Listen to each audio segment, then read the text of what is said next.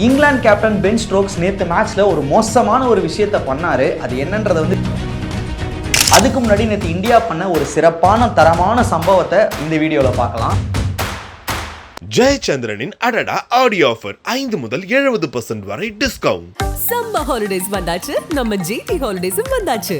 GT holidays, south India's #1 travel brand. Chennai Silk Saree Sale. Latest collections at unbelievable prices. Up to 50% offer or branded gifts. Srinagar, Velachery, Cropate and Thiruvallur. England vs India 4th test match நேற்று மான்செஸ்டரில் நடந்து முடிஞ்சிருக்கு. Draw அப்படிங்கிற அந்த result தான் நடந்துச்சு.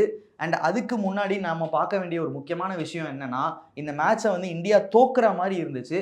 ஆனால் இழுத்து பிடிச்சி பார்த்தீங்கன்னா ட்ரா வரைக்கும் எடுத்துகிட்டு வந்திருக்காங்க. இதுக்கு ரொம்ப முக்கியமாக இருந்த 4 பேரை பற்றி பார்க்கலாம். ஃபர்ஸ்ட் பார்த்தீங்கன்னா KL ராகுல் 90 ரன்ஸ் அடிச்சிருந்தாரு.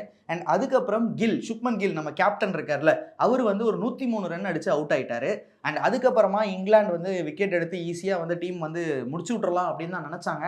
ஆனால் அங்கே தான் வாஷிங்டன் சுந்தரும் ரவீந்திர ஜடேஜாவும் பயங்கரமாக ஆடி நேற்று இந்தியாவை ட்ரான்ற லெவலுக்கு எடுத்துகிட்டு வந்தாங்க. அண்ட் அவங்க 2 பேருமே தலா 2 பேருமே 2 செஞ்சுரி அடித்து ரொம்ப ஒரு ஸ்ட்ராங்கான இடத்துல தான் இருந்தாங்க இந்தியா. அண்ட் முக்கியமாக பார்த்தீங்கன்னா ரவீந்திர ஜடேஜா நேற்று மேட்ச்சில் கலக்கிட்டாரு. அவர் இப்போ இந்த சீரீஸ் ஃபுல்லாகவே பார்த்தீங்கன்னா ஒரு பேட்டிங் ஆல்ரவுண்டராக மாறிட்டு வராருன்னு சொல்லலாம். ஏன்னா எல்லா மேட்ச்லேயுமே 50+ ரன்ஸ் அடிச்சிடுறாரு. அண்ட் நேற்று அவரோட 100 அடிச்சிட்டாரு. அவர் இங்கிலாண்டில் அடிக்கிற முதல் 100 இது. அண்ட் வாஷிங்டன் சுந்தருக்கு டெஸ்ட் மேட்ச்ல இதுதான் அவருக்கு முதல் 100. அண்ட் ஃபர்ஸ்ட் இன்னிங்ஸ்ல இந்தியா தான் ஃபர்ஸ்ட் பேட்டிங் பண்ணாங்க. முடிஞ்ச அளவுக்கு ரன்ஸ் அடிச்சாங்க. பட் பெரிய ரன்ஸ் அவங்களால எடுக்க முடியல. அதை தொடர்ந்து இங்கிலாந்து ஆடும்போது கிட்டத்தட்ட 600 ரன் அடிச்சு ஒரு பெரிய டார்கெட் நமக்கு கொடுத்தாங்க.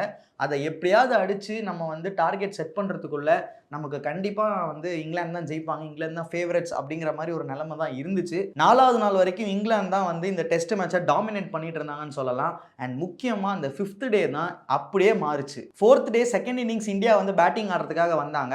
எடுத்தோன்னே பார்த்தீங்கன்னா பேக் டு பேக் 2 விக்கெட் போயிருச்சு. அண்ட் ஃபர்ஸ்ட் விக்கெட் ஜெய்ஸ்வால் 0 ரன்ஸில் அவுட் ஆகிட்டாரு. டீமோட ஸ்கோருமே 0ல் தான் இருந்தது. ஸோ 0 for 1 அப்படின்னு இருந்தது. அண்ட் அதுக்கடுத்து களமிறங்கின சாய் சுதர்சனும் டக் அவுட் ஆக ஸோ இந்தியா 0 for 2 விக்கெட்ஸ் அப்படின்ற மாதிரி நிலைமையில இருந்தது. ஸோ இந்த இடத்துலேருந்து நம்ம இந்தியாவை பார்க்கும் போது கண்டிப்பாக இந்தியா தோத்துரும் அப்படிங்கிற மாதிரி தான் நிறைய பேர் நினச்சிருப்பாங்க. அண்ட் அதுக்கப்புறமா களமிறங்கின KL ராகுல் அண்ட் சுப்மன் கில், கேப்டன் சுப்மன் கில் 2 பேருமே பேட்டிங்கில் சிறப்பாக ஆடினாங்க. அவங்க டுவர்ட்ஸ் அந்த 4th டேவோட எண்டு வரைக்கும் ஆடினாங்க. அண்ட் செகண்ட் டேவுமே அவங்க தான் ஸ்டார்ட் பண்ணாங்க. 2 பேரோட பார்ட்னர்ஷிப் ரொம்பவே ஸ்ட்ராங்காக போயிட்டு இருக்கும் போது KL ராகுல் ஜஸ்ட் மிஸ்ல அவரோட 100 மிஸ் பண்ணாரு. 90 ரன்ஸ்ல அவர் விக்கெட் போயிருச்சு. அண்ட் அதை தொடர்ந்து சுப்மன் கில்லுமே பார்த்தீங்கன்னா 100 அடிச்ச உடனே அவுட் ஆயிட்டாரு. ஒரு மாதிரி இங்கிலாந்து ஸ்ட்ராங்காக தெரியுறாங்க, கண்டிப்பாக கம்பேக் கொடுத்துருவாங்க. ஒரு பக்கம் ஜோஃப்ரா ஆர்ச்சர், ஹாரி ப்ரூக் எல்லாருமே இருக்காங்க, சூப்பராக எடுத்துகிட்டு வந்துருவாங்க அப்படின்னு தான் நினச்சிக்கிட்டு இருந்தோம். ஆனால் அங்கே தான் பார்த்தீங்கன்னா 2 பேர் நமக்கு ரொம்ப பிடிச்ச ஃபேவரட்டான வாஷிங்டன் சுந்தர், நம்ம ஊர் பையன், அண்டு ஜடேஜா சூப்பராக மேட்சை எடுத்துகிட்டு போனாங்க. 2 பேருமே ரொம்ப ஸ்ட்ராங்காக அந்த டீமோட மெயின் பிரைம் பவுலர்ஸ் எல்லாரையுமே சூப்பராக டார்கெட் பண்ணி ஆடினாங்க. அண்ட் இங்கிலாந்துக்குமே தெரிஞ்சிருச்சு இவங்க 2 பேர் சூப்பராக ஆடிட்டு இருக்காங்க, கண்டிப்பாக இவங்க விக்கெட் எடுக்கிறதே ரொம்ப கஷ்டம், பேசாமல் நம்ம இதை வாக் அவுட் பண்ணிடலாம் அப்படின்ற மாதிரி நம்ம பென் ஸ்டோக்ஸ் என்ன பண்ணார், ஒரு 15 ஓவர் தான் இருக்குது அந்த டேல, அது முடிஞ்சதுன்னா ட்ரா ஆகிடும் மேட்ச் அப்படின்றதுனால என்ன பண்ணார், 15 ஓவர் இருக்கும் போது 2 பேரும் ஜடேஜாவும் சரி வாஷிங்டன் சுந்தர் 2 பேருமே 80ஸ்ல ஆடிட்டு இருக்கும் போது ஒரு மோசமான ஒரு விஷயத்தை போய் பண்ணார். நம்ம கால் ஆஃப் பண்ணிடலாம் மேட்சை, ட்ரா ஆக்கிடுறோம், நாங்கள் வித்ட்ரா பண்ணிடலாம் அந்த மேட்சை அப்படிங்கிற மாதிரி ரவீந்திர ஜடேஜா கிட்ட போய் கேட்டார். அதுக்கு ரவீந்திர ஜடேஜாவும் சரி வாஷிங்டன் சுந்தருமே சரி ஏன் இந்தியன் டீமே பெருசாக அதெல்லாம் மைண்ட் பண்ணிக்கல. ஏன்னா அடுத்த 15 ஓவருக்கு கண்டிப்பாக விக்கெட் விழாதுன்னு தெரிஞ்சு போச்சு. அண்ட் இன்னொன்று இவங்க 2 பேருமே செஞ்சுரிக்கு பக்கத்தில் இருக்காங்க. அண்ட் இப்போ போய் யாராவது கால் ஆஃப் பண்ணி ட்ராலாம் பண்ணுவாங்களா, ஸோ கண்டிப்பாக முடியாது அப்படிங்கிற மாதிரி சொல்லிட்டாங்க. இது வரைக்கும் ஓகே கேட்டோம், அவங்களால முடியாதுன்னு சொல்லிட்டாங்க, நம்ம போய் போலிங் போடலாம் அப்படிங்கிற மாதிரி போயிருக்கணும். ஆனால் அங்கே தான் பென் ஸ்டோக்ஸ் இன்னொரு மோசமான விஷயத்த ஒன்று பண்ணார். அந்த டைமில் போலிங் போட்டுட்டு இருந்தது பார்த்தீங்கன்னா 2 பார்ட் டைம் பவுலர்ஸ், ஒரு பக்கம் ஜோ ரூட் போட்டுட்டு இருந்தார், இன்னொரு பக்கம் ஹாரி ப்ரூக் போட்டுட்டு இருந்தாங்க. இவங்களுக்கு எதிரில் நீங்கள் அடிச்சிங்கன்னா அந்த 100 உங்களுக்கு, அப்படி ஒரு 100 உங்களுக்கு என்ன தேவையா அப்படிங்கிற மாதிரி பென் ஸ்டோக்ஸ் பேசிட்டாரு. அண்ட் இதை கொஞ்சம் கூட மைண்ட் பண்ணாத ரவீந்திர ஜடேஜா நாங்கள் ஆட தான் போகிறோம் அப்படின்னு சொல்லி சிரிச்சுட்டு ஜாலியாக போய் ஆடினாங்க. 2 பேருமே சரி, ரவீந்திர ஜடேஜாவும் சரி வாஷிங்டன் சுந்தர் 2 பேருமே பயங்கரமா ஆடி அவங்களோட 100 வந்து கம்ப்ளீட் பண்ணிட்டாங்க. ஸோ நான் முன்னவே சொன்ன மாதிரி வாஷிங்டன் சுந்தருக்கு இதுதான் அவரோட முதல் டெஸ்ட் 100 அண்ட் ரவீந்திர ஜடேஜாக்கு இங்கிலாந்து சாயில்ல இது அவருக்கு ஃபர்ஸ்ட் 100. பென் ஸ்ட்ரோக்ஸ் சொன்னது வந்து பார்த்தீங்கன்னா இந்த ஏரியாலலாம் வந்து ஸ்ட்ரீட் கிரிக்கெட் ஆடும்போது இந்த சின்ன பசங்களாம் அடிச்சுக்குவாங்களே, நான் வந்து போலிங்கே போட தெரியாதவனை வந்து போட விடுவேன், அப்போ நீ அடிச்சு வின் பண்றதெல்லாம் ஒரு விட்ரியாடா அப்படிங்கிற மாதிரி இவனுக்கு கலாச்சிக்குவாங்களே, அந்த மாதிரி தான் உண்மையிலே பென் ஸ்ட்ரோக்ஸ் போயிட்டு ஜடேஜா கிட்ட போயிட்டு சொன்னாரு. அண்ட் காலையில இருந்து வந்து அவங்களோட பிரைம் பவுலர்ஸ் எல்லாரையுமே ரவீந்திர ஜடேஜாவும் சரி வாஷிங்டன் சுந்தருமே ஃபேஸ் பண்ணாங்க. அவங்களால இவங்க 2 பேர் விக்கெட்டையும் எடுக்கவே முடியல. பிரைம் பவுலர்ஸால விக்கெட்ஸ் எடுக்க முடியலன்றதுனால தான் பார்ட் டைம் பவுலர்ஸ்க்கே வந்து பாலை கொடுத்தாங்க போடுறதுக்கு. அங்கேயும் ஒன்றும் பண்ண முடியல. அண்ட் 2 பேருமே சக்ஸஸ்ஃபுல்லாக அவங்க 100 கம்ப்ளீட் பண்ணி மேட்சும் ட்ரா பண்ணிட்டாங்க. சரி, இத்தோட நிப்பாட்டிடுவார் பென் ஸ்ட்ரோக்ஸ் அப்படின்னு பார்த்தா இன்னும் ஒரு படி போய் இன்னொரு மோசமான ஒரு விஷயத்த வந்து பண்ணாரு. மேட்ச்லாம் முடிஞ்சதுக்கப்புறம் என்னதான் மேட்ச் வந்து பயங்கரமாக நெக் டு நெக் போனாலும் சண்டை அப்படி இப்படின்னு ஆனாலும் மேட்ச் முடிஞ்சதுக்கப்புறம் 2 டீமோட சேர்ந்தவங்க எல்லாருமே வந்து டீம்மேட்ஸ் எல்லாருமே வந்து கை கொடுத்துட்டு போகிறது, அந்த ஹேண்ட் ஷேக் பண்ணிட்டு போகிறது வந்து ஒரு கல்ச்சராகவே இருக்கும். ஸ்போர்ட்ஸில் எல்லாத்துலேயுமே ஒரு கல்ச்சராக தான் இருக்கும். அந்த இடத்துல வந்து பென் ஸ்ட்ரோக்ஸ் வந்து ரவீந்திர ஜடேஜாக்கும் கை கொடுக்கல, வாஷிங்டன் சுந்தருக்கும் ஹேண்ட் ஷேக் பண்ணாமல் ஃபீல்டை விட்டு வெளியில் போயிட்டார். Cricket is a gentlemen's game அப்படின்ற மாதிரி ஒன்று சொல்லுவாங்க. அண்ட் ஸ்போர்ட்ஸில் நிறைய ஸ்போர்ட்ஸ்மேன்ஷிப் இருக்கணும்னு நம்ம சொல்லுவாங்க. கிரிக்கெட்டை கண்டுபிடிச்ச இங்கிலாந்துக்கே வந்து பார்த்தீங்கன்னா இந்த ஸ்போர்ட்ஸ்மேன்ஷிப் இல்லை அப்படின்னா இது ரொம்பவே ஒரு தப்பான விஷயம். இதை வந்து நேற்று மேட்ச் முடிஞ்சதுக்கு அப்புறமே இந்த விஷயத்துக்கெல்லாம் வந்து பார்த்தீங்கன்னா பென் ஸ்ட்ரோக்ஸையும் இங்கிலாண்டையும் போட்டு வறுத்துட்டு இருக்காங்க. அண்ட் ஹாரி ப்ரூக்குமே வந்து நிறைய ஸ்லெட்ஜ் பண்ணிக்கிட்டு இருந்தாரு. அண்ட் இதெல்லாம் பார்க்கும்போது வந்து பார்த்தீங்கன்னா ஸ்லெட்ஜிங் பண்ணுறது இதெல்லாம் வந்து ஓகே தான், பட் அன்ஹெல்த்தியாக பண்ணுறது ரொம்ப தப்பாக இருக்கும். குறிப்பாக வந்து வாஷிங்டன் சுந்தர் வந்து அந்த 90ஸ்லேருந்து இருக்கும் போது ஹாரி ப்ரூக் வந்து ஒரு பால் ஒன்று போடுவார். ஒரு 100 அடிக்கும் போது ஏதோ பால் அப்படியே தூக்கி போடுவார், வாஷிங்டன் சுந்தரம் அடிச்சிருவார். அது பார்க்கும்போது வந்து என்னமோ நம்மளால் ஆடவே முடியாத ஒரு டெய்லண்டருக்கு போலிங் போடுற மாதிரி அப்படி போட்டுட்டு இருப்பாரு. அது என்னமோ வந்து இந்தியன் பிளேயர்ஸை வந்து டிஸ்ரெஸ்பெக்ட் பண்ணுறதா வந்து அவங்க பண்ணியிருப்பாங்க. ஆனால் இங்கேருந்து பார்க்கும்போது இங்கிலாந்து பிளேயர் மேலே இருக்கிற ரெஸ்பெக்ட் தான் வந்து போச்சுன்னு சொல்லலாம். அண்ட் இதை தான் வந்து சோஷியல் மீடியாவில் வந்து பயங்கரமாக கிரிட்டிசைஸ் பண்ணிட்டு இருக்காங்க. என்னதான் இருந்தாலும் ஒரு தோல்வியே வந்தது அப்படின்னா கூடவே வந்து இப்படி வந்து ஹேண்டில் பண்ணுறது வந்து ரொம்பவே தப்பு அப்படின்னு சொல்லி அண்ட் இந்தியாவில் சார்ந்த முன்னாள் கிரிக்கெட்டர்ஸ், கிரிக்கெட் எக்ஸ்பர்ட்ஸ் எல்லாருமே வந்து இந்த விஷயத்தை பயங்கரமாக கிரிட்டிசைஸ் பண்ணிக்கிட்டு இருக்காங்க. மெயினாக ஒரு கிரிக்கெட்டில் ஒரு ஸ்போர்ட்ஸ்மேன்ஷிப் ரொம்பவே முக்கியம். அதை தான் நேற்று இங்கிலாண்டும் பென் ஸ்ட்ரோக்ஸும் வந்து பண்ண தவறிட்டாங்க. பட் இட்ஸ் ஓகே, எல்லாமே வந்து கேமில் பார்த்துக்கலாம்.